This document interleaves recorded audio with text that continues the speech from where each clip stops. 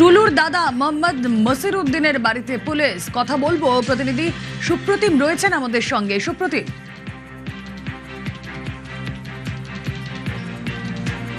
হ্যাঁ, একদমই। দেখো, 9 ঘন্টা পুলিশ, জেলা পুলিশের যে অভিযান, যা কিন্তু টুলু মণ্ডলের যে দাদা মোহাম্মদ মসিরউদ্দিন তার বাড়িতে গতকাল রাত্রেবেলায় শেষ হয় এবং বিকেল 5টা থেকে প্রায় রাত 2:14 পর্যন্ত তার বাড়িতে অভিযান চলে। এবং আমরা যেটা বীরভূম জেলা পুলিশ সূত্রে জানতে পেরেছি, প্রায় 350 গ্রাম মতো সোনা এবং 76,000 টাকা নগদ অর্থ তার বাড়িতে ছিল এবং বেশ কয়েকটি তার যে পাথর খাদান রয়েছে এবং পাথর ক্যাসার রয়েছে তার বেশ কিছু নথি রয়েছে। তবে পুলিশকে কিন্তু সবকিছুই তিনি তার ইনকাম ট্যাক্স ফাইলে যে নথি রয়েছেন তার সঙ্গে মিলিয়ে তার যে বাড়িতে রয়েছে নগদ অর্থ কত টাকা রাখতে পারেন, কিভাবে রেখেছেন এবং তার যে স্বর্ণালঙ্কার সমস্তটাই কিন্তু তিনি পুলিশকে দেখান ইনকাম ট্যাক্স ফাইলের সঙ্গে সেটাকে দেখিয়ে। এবং সেটা পুলিশ কিন্তু তখন সমস্ত জিনিসের ছবি তুলে রাখেন এবং তাকেও কিন্তু একটা নীল সিজার লিস্ট দিয়ে রাখেন।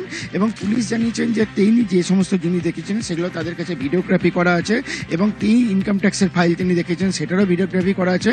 পরবর্তীকালে তারা এটা মিলিয়ে দেখবেন এবং যদি কোনো অসঙ্গতি পাওয়া যায় সেক্ষেত্রে কিন্তু তারা আগামী দিনে তদন্তের জন্য মসিরউদ্দিনের বাড়ি ফিরে যাবেন। আচ্ছা।